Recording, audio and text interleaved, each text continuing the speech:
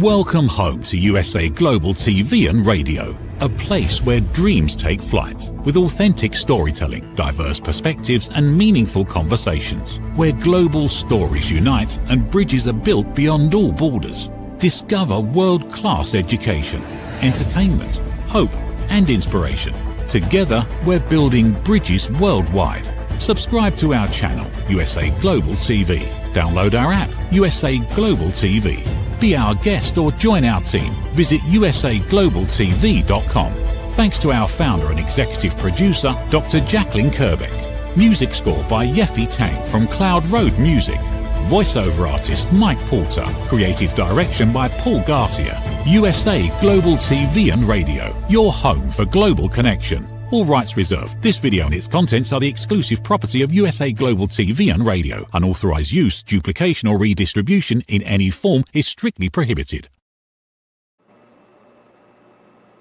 Good morning. Do people actually recover from fluoroquinolone toxicity? Do they ever heal 100%? Keep watching and find out. Welcome to This is Floxed on the USA Global TV and Radio Network. My special guest today is Kiley Woodland, also known as Celebrate the Little Wins on social media. She is a singer-songwriter, lead vocalist of The Lion in the River, storyteller, and advocate for people's lives who have been derailed by chronic illness. Before Kiley took a fluoroquinolone antibiotic, she was literally living her dream. And she was in a band, touring the world, and opening for famous musicians like Kiss, Sheryl Crow, and many others. And all that was stolen from her when she took a fluoroquinolone antibiotic in 2019. And as most Floxed stories go, it was downhill from there. In the early days, Kiley was wheelchair bound and had over 70 Floxed symptoms. However, 7 years later, Kiley is getting back to her life, back to her music, and serving as a resource for other people that are Floxed. She has a large social media following and has been a fluoroquinolone toxicity advocate for years now. In fact, Kiley was one of the people and reasons why I got involved with advocacy when I first got Floxed. And just like me, she wants you, the general public, to be aware of the dangerous nature of this class of antibiotics. Today, Kiley will be talking about her journey, what she did for herself to get better, and what the future holds. She will also discuss her website, as well as her free downloadable relief guide. This episode, in and of itself, is supposed to be a message of hope for anyone that's affected by fluoroquinolone toxicity.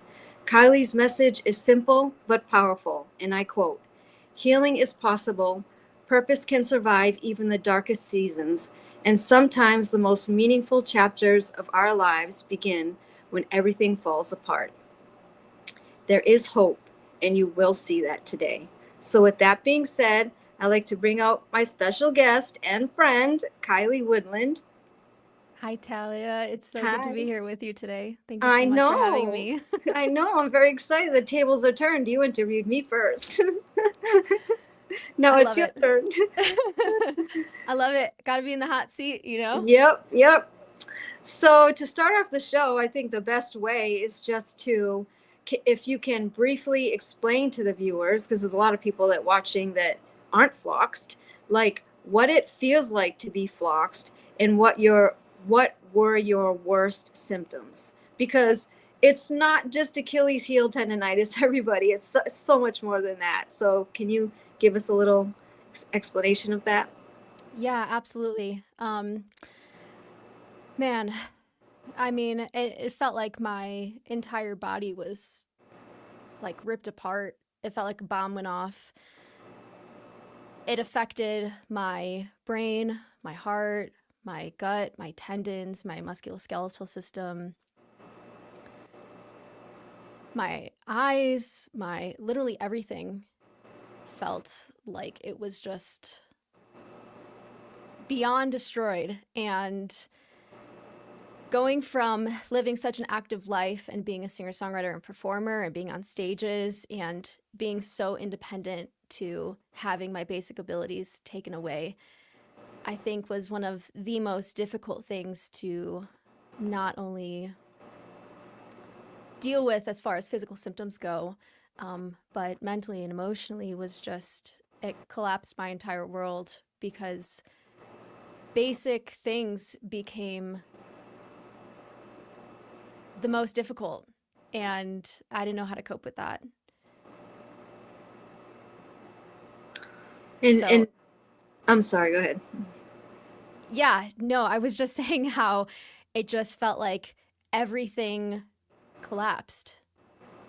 And it's so much more than fluoroquinolone toxicity, and the symptoms that you can experience from it is so much more than just, like you said, Achilles tendon issues. I had tendon issues from head to toe, and my hands became crippled. I had my joints swelled to the size of cantaloupes. Like, I couldn't move. And, my partner had to pour water into my mouth for just to survive. It was, as you know, it's something so severe physically that it's hard to even put into words. And, yeah, it's a pretty crazy physical thing to go through and to start coming out on the other side. But before I say anything more about that, I just want to say how amazing you are. Like, I think it's really important to just touch on this for a second. I think about this all the time, Talia, because, I lost my ability to walk, and I was in a wheelchair for 4 years. And through that, I started sharing my story on social media because I lost so many people in my life, and my whole reality collapsed. That I was like, one, I was like, other people need to know about this, and two, I need support, like, to find support somewhere. And I know how hard it is to, like, even just share something online when you feel good, and then how the other flip side to that of how hard it is when you feel like absolute crap, and then you're sharing and trying to educate people and spread the word. And you do such a phenomenal job of advocating for so many people who have no voice. So thank you on behalf of the entire Floxed community, and on behalf of people with chronic illness. Like, you are a champion for people who have lost everything just like yourself. And it takes, I hope anyone watching right now can feel even just a tiny little piece of my heart of knowing how much effort it takes when you feel like death yourself to put yourself out there and to put on a brave face. And you just do such a good job of that. So thank you so, so much. And I am rooting so hard for you, girl. Like, you are so appreciated and so loved, and you deserve so much. Thank you. I appreciate that. It's definitely hard. Like you said, you have like this change to your life. You were independent, and then you weren't. But then you also have these physical symptoms where you're sure there's no way you're going to survive. They are so severe. I always say this in every interview. This is like an extinction level event. This is mitochondria damage, which affects everything. And you just feel so sick. You're like, I'm definitely not even going to survive. Right. So it's you got the two things going on. Like, my life's been stolen from me, but I actually don't think I'm going to make it, so it's just, and like you were just saying, for, being an advocate, people don't understand what goes into it, and they see you on a video and they think that you're doing better than you are, that you're healed and everything's fine, and not understanding that this takes me out for the rest of the day. Right. But for me, it's worth it. So nobody has to say, oh, I'm sorry, I made this decision. This is what I want to do. It's hard for all of us to have that thick skin when you feel sick, is really hard. So It is. thank you Yeah. for those kind words. Yeah. I mean it. I hope you feel my heart, because I do. You are just, I like, it's almost, it's going to make me cry. So I'm going to try to not cry, but thank you so much, Talia. I feel like crying and swearing and everything. Yeah. Fluoroquinolone toxicity makes everything 1,000% more real than you ever could have thought, because any single little smidge, any little win that comes after the experience, or anything that feels even not like a little win, is so magnified. Everything is so extreme and so intense. It's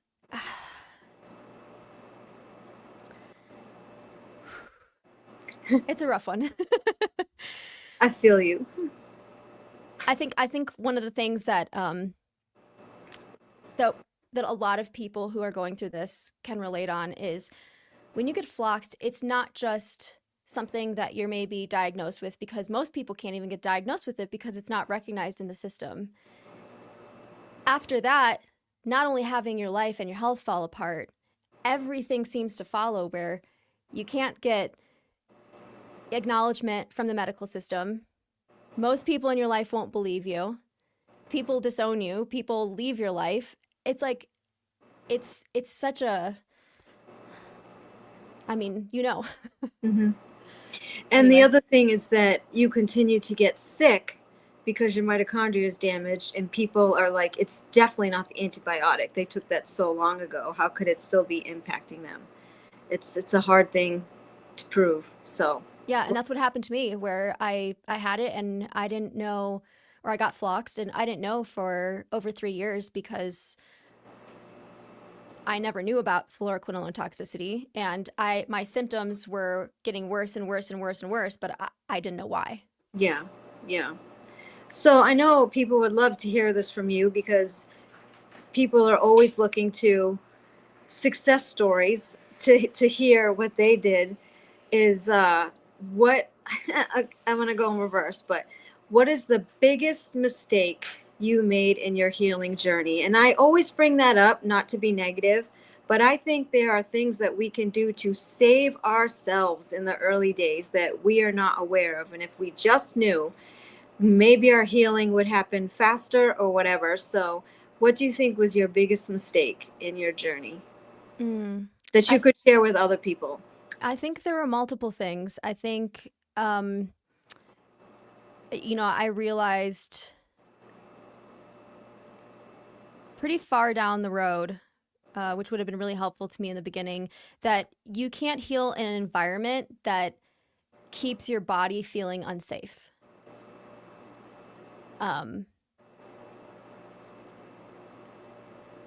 Understanding what happens with our nervous systems and how fried they get when you get floxed, that would have made such a big difference for me. Not creating stronger boundaries sooner was a really big thing with stressful dynamics and relationships in my life. I have a few notes on this. Not moving into a healthy environment sooner was just such a big one. Giving the wrong people access to my recovery, giving the wrong people access to my vulnerability and my hopes and my dreams. I think when something devastating happens to you, it's really important that you have to understand who is a safe space to even just share basic hopes, desires, and ideas with. And understanding that not all people in your life will actually have your best interest at heart. Not investigating core deficiencies sooner. For me, that meant iron and vitamin D. Those two were absolutely huge. We know that iron, fluoroquinolones chelate iron out of the cells. And before I was floxed, I was very anemic. And I do believe that played a very significant role in not only my downfall, so to speak, and my collapse, the collapse of my health, but also what has helped me over the last couple months to make a lot of progress. I'm walking a lot more distance now, and I started to be able to do rehabilitative therapy.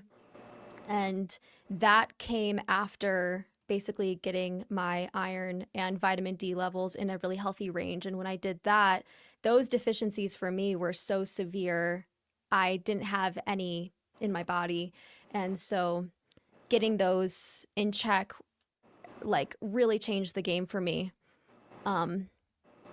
There was an important nuance there too, where some things were not not things I would name as mistakes, but because I was too sick to do them earlier, And I was too like disabled to do them earlier. So I think those would probably be the main ones.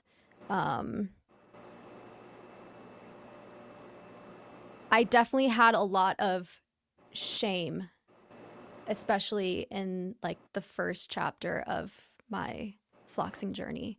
And I think just now I've been able to come to a place, you know, years later, of just having a lot more compassion for myself. So I think when you can just, you know, look at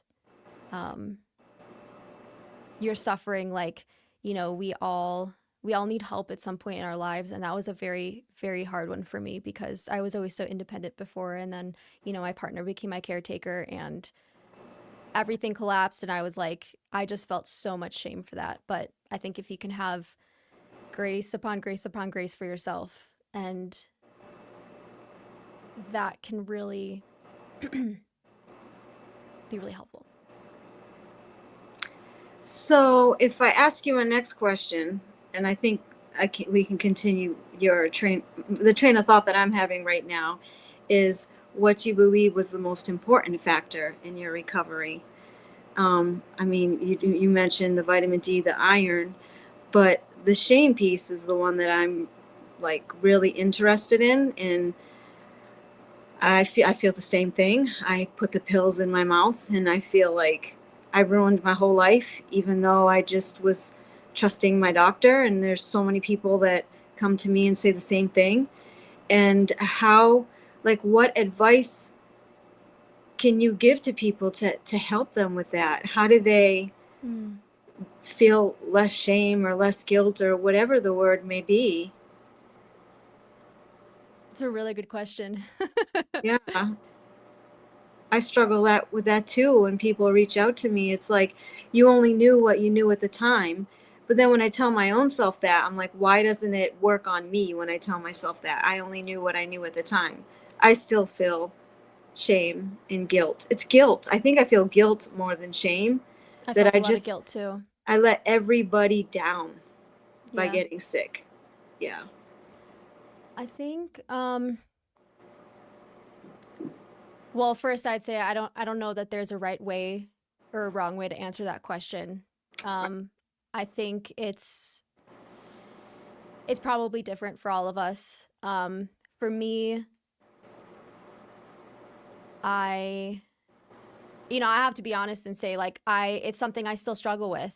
It's not like it was, but I think I've really sat with the word grace of like, what does it actually mean to have grace for yourself? And that was a really hard thing to like apply to myself in my own story, because I've always been very, very hard on myself. And I think a lot of us are, who end up in this kind of situation. When I take myself out of it and kind of act like this third party where I'm applying it to somebody else, I immediately, like, the perception switches where it's like, when I look at my story from a third party perspective and take my own emotional experience out of it for a second, and I look to set example, right, of this person going through what I'm going through, and I'm like, wow, my heart really goes out to them. Like, wow, they're so strong for making it through that, for dealing with this, like, what's the right word? Like, incomprehensible grief that comes with it. And like, I not only feel for them, but I respect the crap out of them.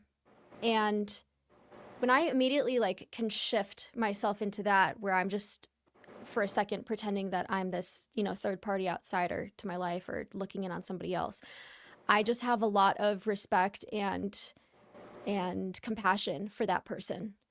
So I think that is probably something that has helped me a lot to kind of switch that, like, wow, I'm just drowning in regret and grief and shame, and I'm such a burden to everybody in my life and my partner, and I've ruined his life and all this, like it's such a downward spiral that it really, it's like it feels like a nuke to the soul, you know?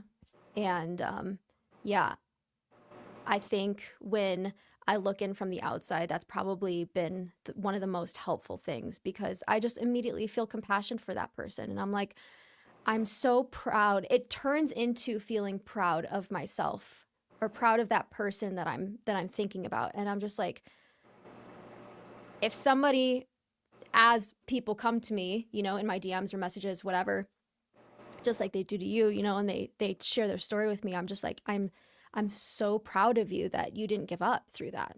And so I think it helps kind of transform it into something that feels like, okay, I can sit with that. And how does it feel to sit in that feeling versus spiral into the inevitable, you know, negative dump that just takes you down further and further, if that makes sense. Mm-hmm.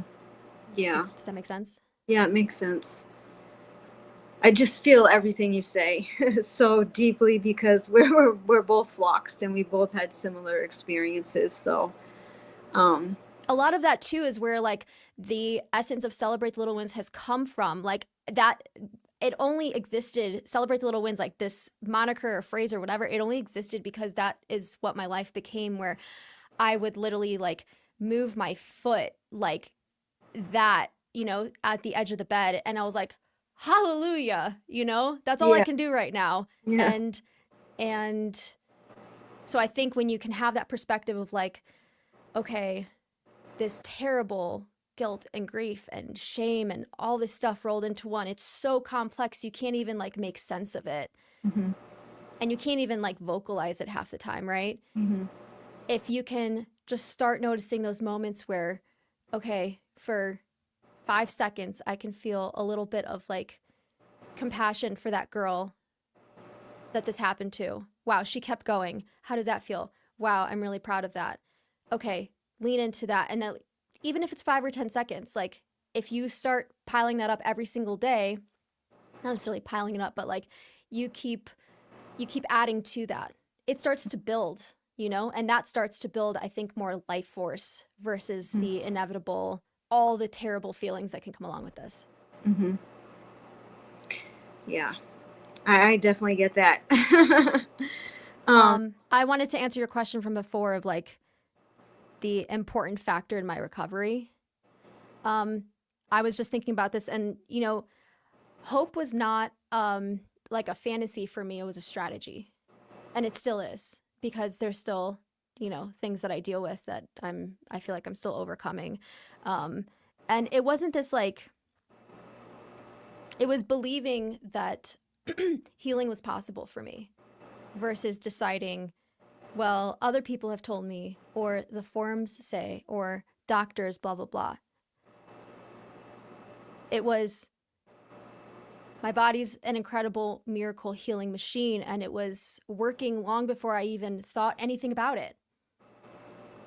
So you use that hope as a strategy versus this toxic positivity of everything is great. Like, no, everything's not great. Everything's absolutely terrible. And I don't know how to pull myself out of this, you know? But like when you find that a little bit of hope for something that makes you feel lit up, it gives you purpose, you know, purpose gives you a reason to keep going. And I think that's something that's so beautiful about your journey, is that you keep finding purpose, right? You keep finding a reason to pour into your journey and your story, no matter how painful it is. Yeah. And one thing I want to say about your handle, right? Celebrate the Little Wins. I don't think people may understand like how monumental that name is, right? So what because what you're describing right now is having that mindset shift to, my whole world is crumbling, I have nothing to look forward to I'm never going to recover, and then, oh wait, look at this little thing I could do, like you wiggled your toe, right? Do you remember when I posted the video that I could open this chapstick after 1 year? Yeah, it was amazing. It what made did me you cry. You wrote, celebrate the little wins. And I said, I'm still in this stupid hospital bed. And then I see that word, celebrate the little wins. And I said, she's right. She's right. So for everybody out there that, was thinking you're never going to get better, there are these little wins. You might not notice they're there, or might not give yourself credit for the fact that they're there. You're just so focused on the fact that your life is what you don't want it to be now, and you're in so much pain. But if you actually focus every single day on something, I'm sure you can find even the smallest win every single day. Like I keep a journal, and in the journal I write, because it's hard for me to be like, oh, what am I, like gratitude journal, right? So instead, my journal says, what didn't go so horribly for me today? Like I do it that way. And I'm like, well, today I didn't wake up with stabbing head pain like I normally do. Right. Win, so like celebrate the little wins. So that's Yeah. what I do every single day, right? Amazing. 3 things like that. And let me tell you, it makes a huge difference. And it does give you hope in and of itself. Because when you go back and read the things that you have on that list, you're like, oh boy, that was a little bit of a big one for me. Like, I think everyone has seen that I've been doing light therapy and going outside. The fact that I can go outside without sunglasses is probably the biggest thing in my recovery. I've worn sunglasses inside the house. Went to sleep with sunglasses, and I see that and I'm like, this is like, this is hope. This is hope. Even though, yes, I'm still stuck in the stupid hospital bed. Here's that Floxed part, right? But that is celebrate a medium large win. How about that? Yeah, and it's really important. I mean, even just as you were saying that out loud, your physical expression and everything that came out of you, it changed. Your cheeks lit up, like your eyes started glimmering a little bit more. Like it's incredible. It's truly incredible when you start to embrace that. And it's really not, I think a lot of people get hung up on this whole like, oh, well, I don't have that kind of positivity. It's like, no, trust that we don't either. It's a choice to pick out these little wins that are happening. And I think a few other notes that I had about that is like when you find purpose, it gives you a reason to keep going. I say hold the vision a lot. And it's because when my body was crippled and I couldn't move, I couldn't even like go like this with my hand. I couldn't hold a phone. I couldn't drink water. I couldn't eat. And I thought I was dying. I found a vision that inspired me. And every single day, even if I couldn't open my eyes, I would envision myself, for me, as being back on stage. And it's just such a visceral feeling for me. So I encourage everyone to, what I say, hold a vision. Find a vision that feels like it gives you purpose, even if it's just 1%, even if that means going for a walk around the block or holding your kids, whatever it is, and practice holding that vision every single day. I have spent thousands and thousands of hours holding the visions in my head of things that I desired doing that are now starting to come true. And it's taken years. And a lot of people don't want to hear that because they want to say, what's the one magic pill that I can take that's just going to bring me back to my life before, But, when you have your mindset helps you essentially keep looking for answers instead of collapsing into a state of like, this is permanent. And when you're curious, it basically can give you an opportunity to keep problem solving, which is really important when you get floxed. So, understanding that the body responds to stress and hope, and that a mindset affects our physiology. So that was a really important factor for me. One of the things that I love about your recovery story and all of the things you talk about is that you do have this whole mindset, nervous system approach as well. You hit on it earlier when you said, I want this magic pill. Everybody that's floxed that reaches out, I'm sure you hear it too. How do I get this out? Help me detox it out. What pill should I take to get rid of it? If it was that simple to just take a pill and get it out of your system and you go back to normal, we would all be doing that. But Right. that's not the case. We've So- already found it. right. So in your approach and your, the way you talk to people on social media and the videos you make, it always includes the nervous system and emotional aspect and the mindset. And I Yeah. think that's really important, because doing a detox, I hate that word, is not going to cut it. And so it's just not. Well, and for people who have highly sensitive bodies like us, it's really important to know too that most detoxes can only, not always, but they can make us far worse. That happened to me, and detoxing is something that can come after, Yeah. It's not necessarily like the first, like just detox, because detoxing is really, really hard on the body. Mm-hmm. Yeah, when you don't have ATP, it's kind of hard to do it, right? Yeah, exactly. But yeah, nervous system Yeah. support and regulation, for me, has been at the absolute core of everything regarding my healing. Yeah. And it's something that I'm still very much so working on every single day, because it's at the core of our recovery. Yeah, and I feel like it's just something that people don't want to hear.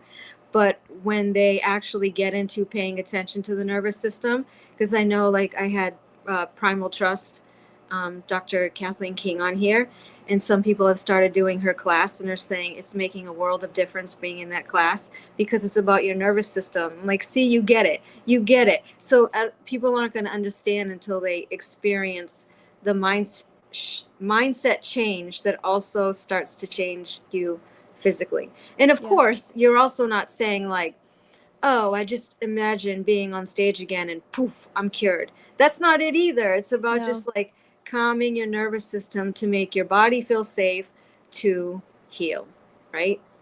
Yeah. And I found too that, a lot of nervous system, like regulation practices or whatever, that are more generalized did not work for me when I was bedbound and couldn't move my body. So things like breathing exercises were really, really helpful. And sometimes that was all I could do. Sometimes it was just, I'm going to smile, even though I hate this right now. Yeah, been there. Yeah. I still do that all the time.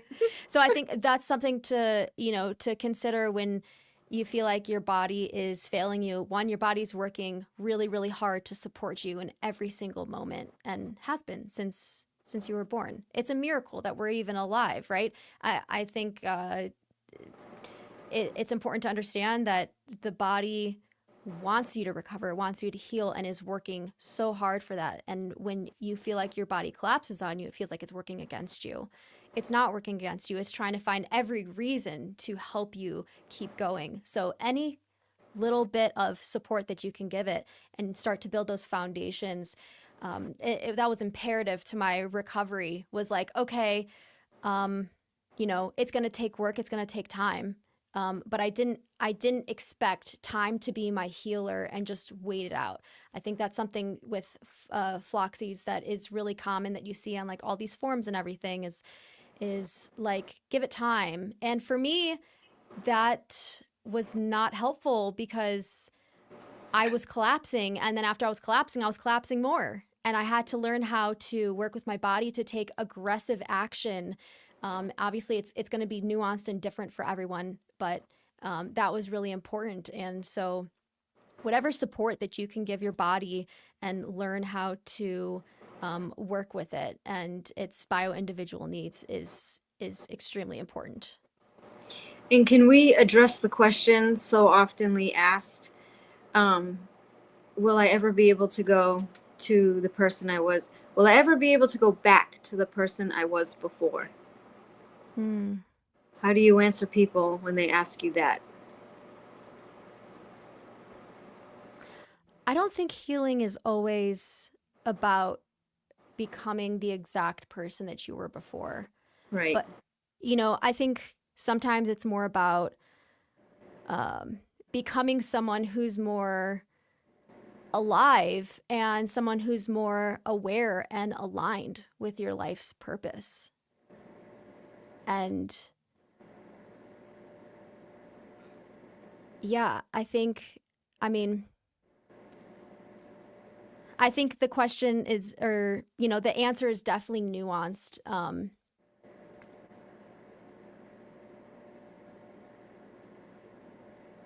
But yeah, I think one thing that has been really apparent for me is getting Floxed really weeded out, like everything that was no longer serving me, and I didn't have a choice anymore. It was just gone, which was grief wise extremely, extremely difficult and still at times weighs very heavy on me.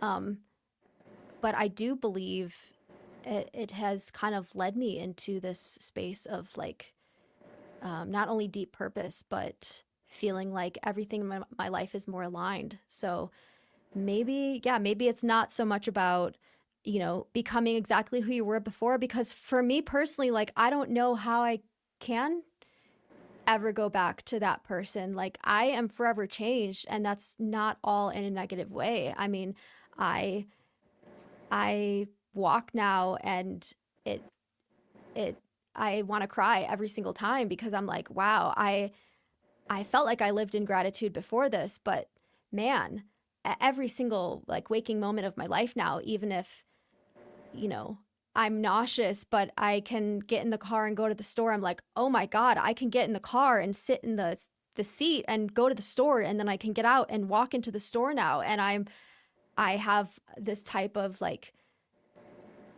abundance for life that I never knew before. So maybe it's not about like just getting back to the old version, but maybe it's about, becoming that person who's more alive and aware and aligned with what's meant for us. Yeah, I definitely agree that. And it's taken me a long time to get there. Long Yeah, time. same. It's Yeah, not an overnight process. yeah. Yeah. So before oh, this is your website. Oh, do you want to just briefly touch on your relief guide? Yeah, I have a relief guide for anyone who's out there struggling with fluoroquinolone toxicity. I basically, in the beginning of my journey and then throughout my journey, I was just kind of in a very intense way tracking everything and taking notes of anything I could, and just have learned a lot along the way. So I started just putting that information into like a document, and then when I started sharing my story, a lot of people would reach out saying like, what has helped you? And then so I just ended up sharing this document that I had created for myself, and um, yeah, my partner helped me put most of it together because when we started putting it together, I couldn't actually use my hands. I couldn't type. But this is like thousands of hours of time and work and energy. And it's just something that I wish existed when I collapsed. And there's a lot of stuff about triggers in there. So I would definitely just look at that. And if you need help or you know someone who's struggling with this, feel free to send them a copy. It's again, it's free, and it's just something I wish existed when all of this happened to me. There's a lot of resources in there that might be useful to someone out there. Yeah, it's really, really good. Thank you. Um, Before I close out the show, is there anything you'd like to say before I do that about fluoroquinolones, your journey, healing, anything before I close it out? Um, I want people to stop treating these medications like they are casual, because for some of us, it really has destroyed everything. And um, I would love to know that doctors and um, medical professionals out there get the education on these antibiotics that is needed. And I think one thing that could be helpful is, for people who are not flocks out there, you can put this as an allergy in your medication list, so you're not just like randomly given it. Know the risks and dangers. That's why Talia and I advocate so hard for this. And my hope is that we can bring systemic change about this in time, and with the more awareness that we create and all that. I think, let me see. You know, the experience itself was absolutely horrific. And I would never choose something like this. I know you wouldn't either. I don't know, nobody would. But understanding that, like, the story is not finished, and you get to decide where you go from here. Helping others has really helped me turn a lot of my pain into purpose. And finding that purpose along the way has been so, so important to my recovery. Finding community and finding, really, like, when I have been in the throes of my suffering, finding somebody else to help has been probably one of the biggest game changers, because it takes emphasis off of your own downward spiral, your own, like, this is never going to get better kind of narrative. Yeah. Well, Kiley, thank you for being here today. I really appreciate it. Time goes by so fast when we talk all the time. It's like, that's it. So I just want to close out the show by saying thank you to Kiley for being here today. It's important to note that you can experience fluoroquinolone toxicity from any form of the antibiotic, which includes pill, IV, injectable, eye drops, and ear drops. In 2016, the FDA issued the warning that fluoroquinolone antibiotics should be used as last resort only when no alternatives are available due to permanent and disabling side effects. If you are prescribed a fluoroquinolone antibiotic not as last resort, please ask for an alternative if there is one. Save yourself. And for those of you that are watching and are floxed and suffering, it's important to know that there is hope for recovery, even though you may not heal to 100% and be the same exact person that you were before. It is essential at this point that you just try to get your health back and the quality of life that you deserve. Thank you again to Kiley. I hope everybody will go out and download her free guide, and I will see you all next month. Thank you. Every great story begins with a vision. At USA Global TV and Radio, for years, we've been providing world-class education, entertainment, inspiration, imagination, connections, and hope. Most people don't stay to watch the outro or the credits, but it's the people behind every success, behind every breakthrough, and behind every unforgettable story who matter. The TV show hosts, our guests, our sponsors, our publicists, our production team, our distribution team, our search engine optimization team, and so many more. You're the ones who make the difference. Every great story belongs to the people who bring it to life. Our future looks bright at USA Global TV and Radio, and that's because of you, our loyal fan base all around the world in more than 60 countries. Together, we're making a difference because you matter. USA Global TV and Radio, live streaming to over 60 countries. Voiceover, Dr. Jacalyn Kerbeck. Video production and direction, Paul Garcia. Subscribe to our channel, USA Global TV and Radio on YouTube. Thank you, viewers and listeners of USA Global TV and Radio, for joining us today. We're honoured to have your time and attention as part of our global community. At USA Global TV and Radio, we believe in the power of authentic conversations, meaningful connections, and creating a world of possibilities together. Want to be part of something bigger? Join our team of elevated listeners at usaglobaltv.com, a space where your voice matters and your ability to listen transforms relationships. Stay connected with us across all our platforms. For for thought-provoking discussions, expert insights, and empowering stories. Subscribe to our channels at youtube.com/c/USA Global TV. Follow us on social media and explore the endless opportunities we're creating for growth, learning, and inspiration. Together, we're not just broadcasting, we're building bridges and changing lives one conversation at a time. For inquiries, contact us at info@usaglobaltv.com. Produced by Executive Producer and Director Dr. Jacalyn Kerbeck. Voiceover by Mike Porter. Creative Direction by Paul Garcia. All rights reserved. Visit usaglobaltv.com to view our full terms and conditions.